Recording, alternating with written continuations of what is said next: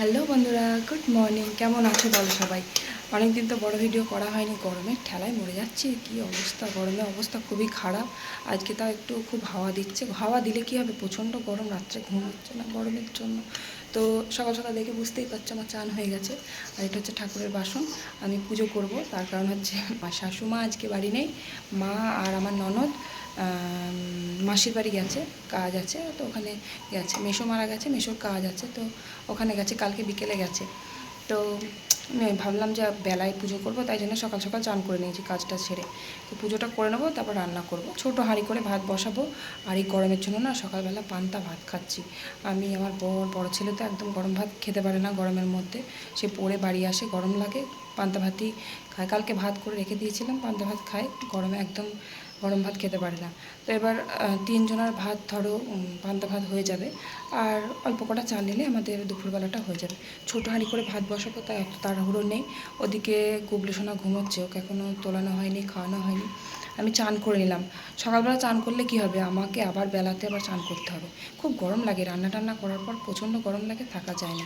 তো অনেক দিন পর বড় ভিডিও করছি, বড় ভিডিও করাই হয় না। তোমরা কমেন্ট করছো কবে বড় ভিডিও দেবে, বড় ভিডিও দিচ্ছ না কেন। ভাবলাম দিয়ে দিই, প্রচণ্ড গরম, ফোন প্রচণ্ড হিট হয়ে যায়, বড় ভিডিও করা হচ্ছে না। গরমে অবস্থা খুবই খারাপ, রাত্রে ঘুমোতে পারছি না গরমের জন্য। তাহলে পুজোটা করে নিয়ে চলো। আর ফুল তুলতে এলাম, ঠাকুরের বাসনগুলো ধুয়ে নেব। আর গাছে প্রচুর ফুল ফুটেছে, ফুলগুলো তুলে নিই। জবা ফুলের গাদা, জবা ফুল তো সব ঠাকুরকে দেওয়া যায় না। তবে গরম কমছে না, রোদ নেই 3-4 দিন ধরে, কিন্তু যে রোদটা উঠে সে রোদটা নেই, কিন্তু প্রচুর গরম। গরমের ঠেলায় মরে যাচ্ছি, ভালো লাগছে না। ফুলের সাজিটা নিয়ে আসি।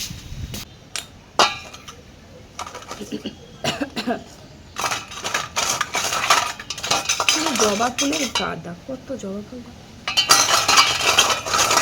এত জবা ফুল তো সব ঠাকুরকে দেওয়া যাবে না।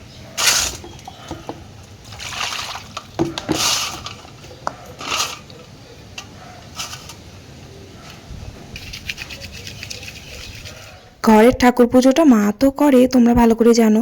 আমি ধরো সকালবেলা স্নান করি না, তো ওই জন্য ঠাকুর পুজোটা করা হয় না। আর যেদিন যেদিন ধরো মানে স্নান করে নিই, তো সেদিনকে আমি পুজোটা করে নিতে পারি। আর সকালবেলা চান করি না, তার কারণ আমার প্রচণ্ড গরম লাগে, রান্না করতে গিয়ে বেলা হয়ে যায়, খুবই গরম লাগে, দুবার চান করা হয়ে যায়। তাই জন্য আমি সকালে চান করি না, একবারই করি। সমস্ত কাজ সেরে নিয়ে আমি বাসি কাপড় ছেড়ে নিই, দিয়ে তারপরে রান্নাবান্না সেরে তারপরে আমি চানটা করি। অনেকে কমেন্ট করে যে তুমি কি ঠাকুর পুজো করো না, চান করো না। সকালবেলা সত্যি বলছি আমি চান করি না। অনেকে হয়তো খারাপ ভাবতে পারে যে চান না করে রান্না বান্না করে, কিন্তু আমি করি, জানো তো। আমি দুবার করে আগে চান করতাম, দিয়ে সর্দি মাথায় বসে না খুব মানে অবস্থা খারাপ হয়ে গেছিলো। আগে দুবার করে চান করতাম, সকালবেলা চান করতাম, দিয়ে তারপরে আবার রান্নাবান্না সেরে একবার করতাম, দুবার করে চান করতাম। খুব ঠান্ডা লেগে একদম মানে যাচ্ছে তাই অবস্থা হয়ে গেছিলো, তাই এখন আর দুবার করে চান করি না, এই একবারই করি। শরীরটা তো আগে বাঁচাবো বলো। তো যাই হোক, তো ঠাকুর বাসনগুলো আমি ধুয়ে নিচ্ছি। আর ওদিকে বড় ছেলে নেই, বড় ছেলে গেছে পড়তে গেছে, সকালবেলা পড়া আছে, পড়তে গেছে।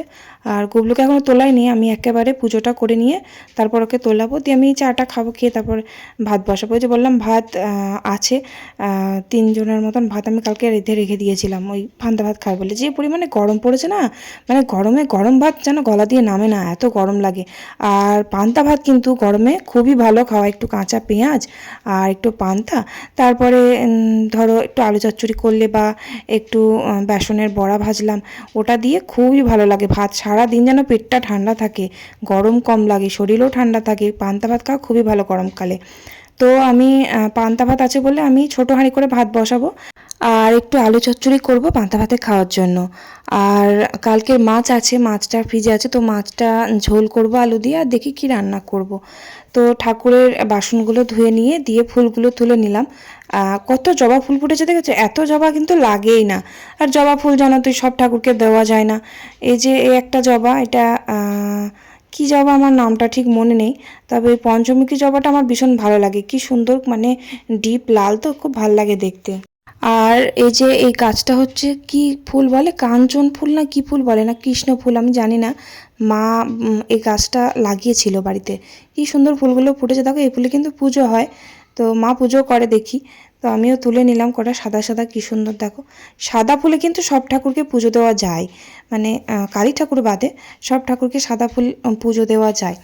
তো বাড়িতে আর একটা আছে সাদা ফুল গাছ, বড় সাইজের, একদম বাড়ির সামনে মন্দিরের পিছনে। তো ওখান থেকেও কটা ফুল তুলে নিলাম, কারণ সব অতগুলো জবা আমি তুললাম ঠিকই, কিন্তু ঘরে তো কালী ঠাকুর একটাই আছে, একটা ঠাকুরকে কতগুলো ফুল দেবো বলো তো, অনেকগুলো তোলা হয়ে গেল, না তুললেই হতো। আবার যখন ফুল ফোটে না, একটাও ফুল ফোটে না, আবার যেদিন ফুল ফোটে সারা গাছ ভর্তি হয়ে ফুল ফোটে, এত ফুল ফোটে। যাই হোক, তো ফুলগুলো তুলে নিয়ে আমি চলে আসলাম উপরে। তো উপরে এসে দেখছি গুবলু সোনা ঘুম থেকে উঠে পড়েছে, তুই ডাকছে আমাকে। আর আজকে না মানে ঘুম থেকে উঠতে খুব কিন্তু বেলা হয়ে গেছে। কালকে রাত্রে কারেন্ট ছিল না, কালকে রাত্রে ঝড় বৃষ্টি কিছু হয়নি, তবে কারেন্ট ছিল না। কেন যে কারেন্ট ছিল না মানে কি বলবো, এত গরম করছিল, রাত্রে ঘুমোতে পারছি না। ওই হুটহাট করে কেন কারেন্ট বন্ধ করে দিচ্ছে সেটাই বুঝতে পারছি না। কোনো ঝড় নেই, বৃষ্টি নেই, কিচ্ছু নেই, কারেন্ট অফ করে রেখে দিয়েছে।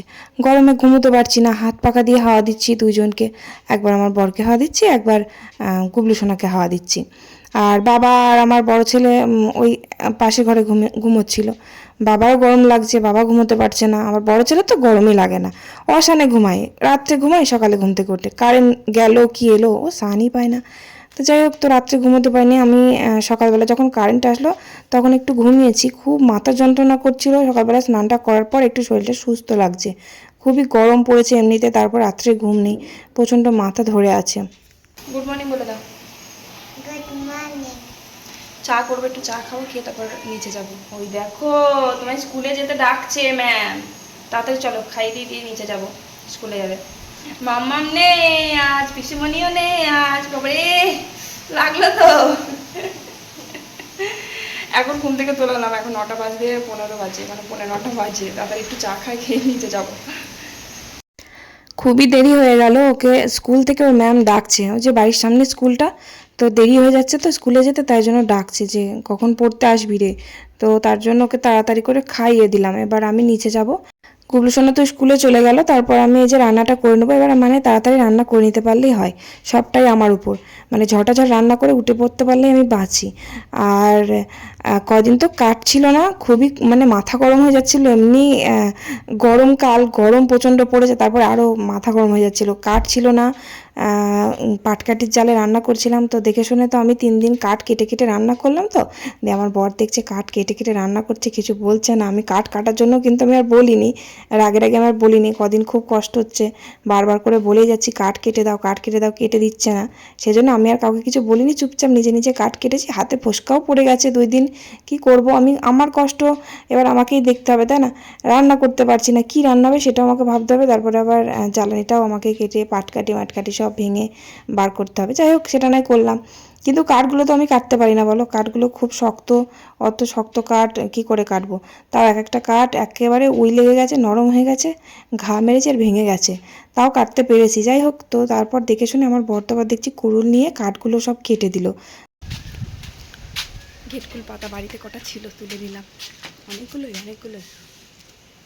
অনেক কটা হয়েছিল, ধরে নিই। আমাদের এখানে সাপের ভয় লাগে, ভয় ভয় তুলে মার দৌড় দিয়েছে, যায় একবারে।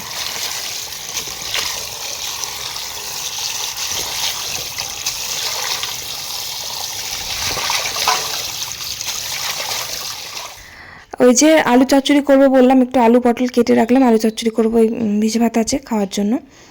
আর চাল কুমড়ো আছে, চাল কুমড়ো তো মানে খুব একটা ভালো লাগে না আমার চাল কুমড়ো, আমার বড় খুব একটা পছন্দ করে না, তাই ভাবলাম বাড়িতে কটা এই ঘেটকুল পাতা আছে, ঘেটকুল পাতাও বলে অনেকে, আবার খারকুল পাতাও বলে। তা আমাদের বাড়িতে অনেকদিন আগেই হয়েছে, পাতাগুলো আমি খেয়াল করিনি, তো পরে যখন দেখলাম ভাবলাম থাক তুলে নিয়ে রান্না করব। একদিন তো কাকিমা এনে দিয়েছিল, খেয়েছিলাম, বেশ বড় বড় সাইজের পাতা। তবে ঘরে যেগুলো হয়েছে না এগুলো দেশি, আমাদের বাড়িতে যেগুলো হয়েছে এগুলো খুব ভালো লাগে খেতে।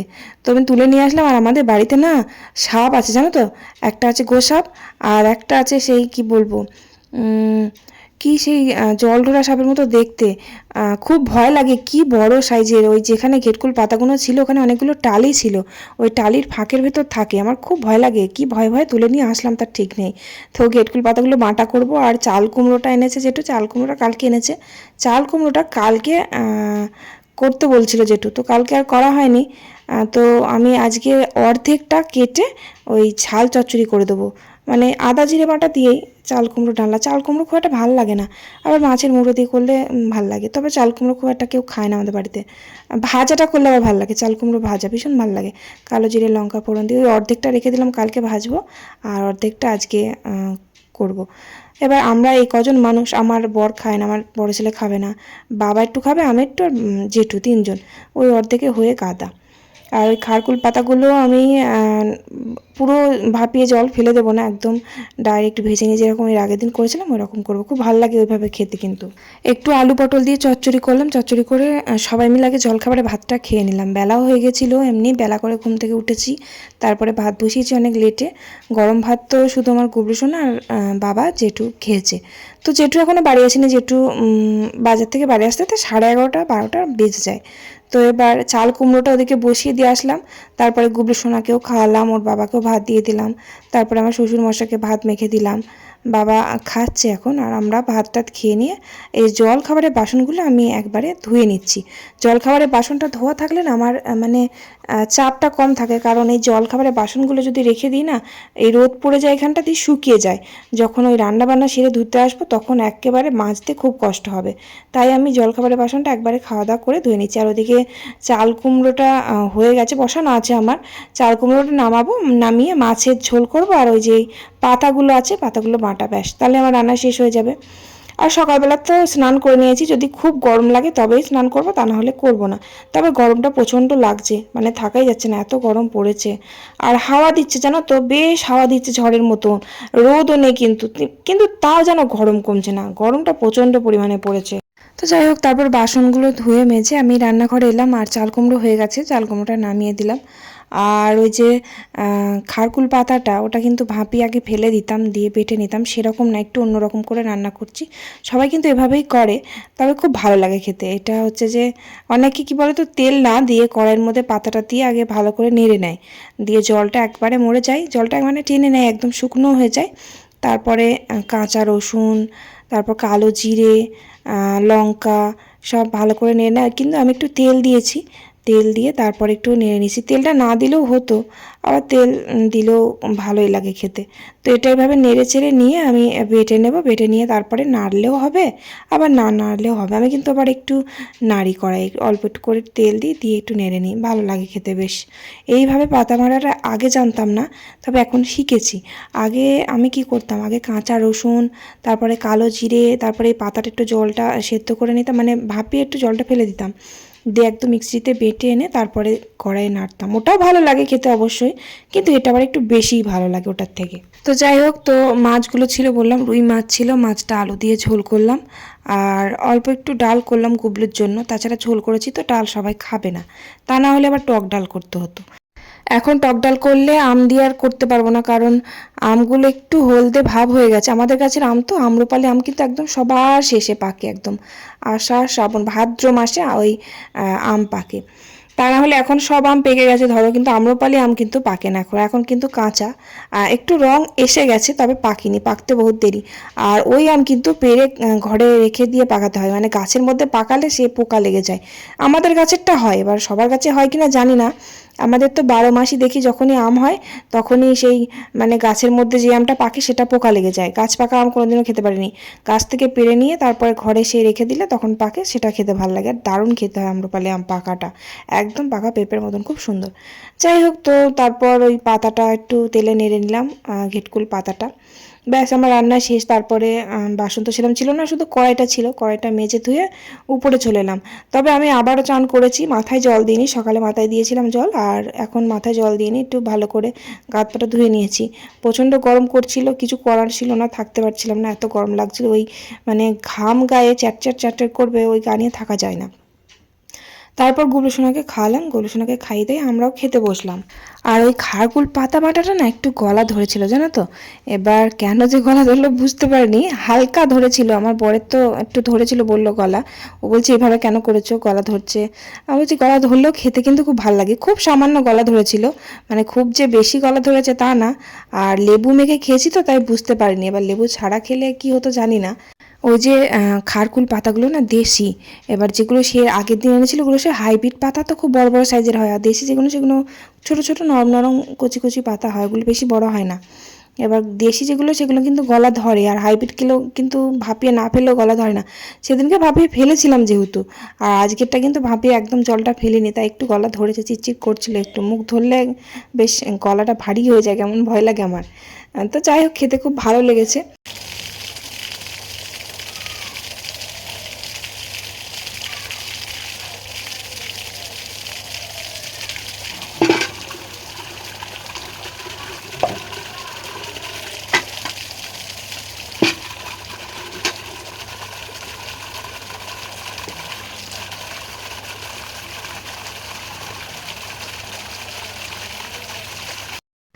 তো তারপর বাসন কোসন ধুয়ে বিকেলবেলা তারপর নিচে এলাম। নিচে এসে মোটরটা চালালাম। মোটরটা চালিয়ে জলগুলো তুলতে হবে। জল মানে একটা বোতলে জল ছিল না। আর কাকিমাদের কল থেকে জল তুলি, তো কাকিমাদের কলে আজকে আবার জল দেয়নি, কেন কে জানে। তা না হলে রান্না করতে করতে 10টা 11টার দিকে জল আসে, কাকিমার কল থেকে তুলে নিই বালতি বোতল। তারপরে মোটরটা চালালে হয়ে যাবে। মোটরেও জল ছিল না, একদম পুরো ফাঁকা ছিল। আর এরকম সময় ওই রাত্রের দিকে ঝড় বৃষ্টি হয়, তো তাই জন্য ট্যাঙ্কি ফাঁকা রাখতে বারণ করে আমার বর, বলে ট্যাঙ্কি উড়ে চলে যেতে পারে, ফাঁকা ট্যাঙ্কি। প্রচণ্ড পরিমাণে ঝড় হয়, আমাদের ওই 3 তলার উপরে ট্যাঙ্কি আছে। যাই হোক, তো মোটরটা প্রত্যেকদিন বিকেলবেলা চালিয়ে ভর্তি করে রেখে দিতে বলে, তাই জন্য আমি মোটরটা চালিয়ে দিলাম। আর জলও ছিল না। মন্দিরে রেখে দাও, প্রথমে আমি বললাম না বোতল নিয়ে যাবে একটা করে, দাও তো দাও, একটা করে বোতল রেখে দিয়ে আসো মন্দিরে। এ বাবু বোতল নিয়ে যা, বাবু একটা বোতল নিয়ে যা। জল খাবা?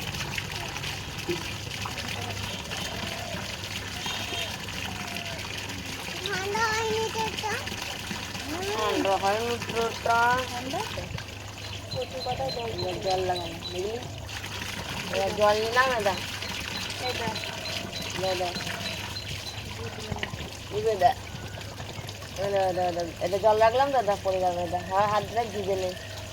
বাবু বোতলগুলো সরা সরা রাখার জায়গা পাচ্ছি না, শরীরে নিয়ে চলে যায়। এবার শোনা নিয়ে যেতে এখান থেকে শুনছে নিজারে। আর ওই যে কটা বোতল ওখানে সাজানো আছে, সব বোতলে জল ফেল নেকামো নাই, তাও নিয়ে যা, ধর দুটো নিয়ে যা।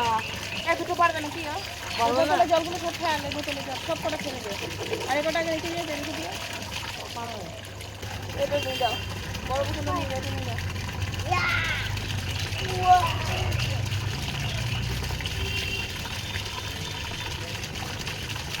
জল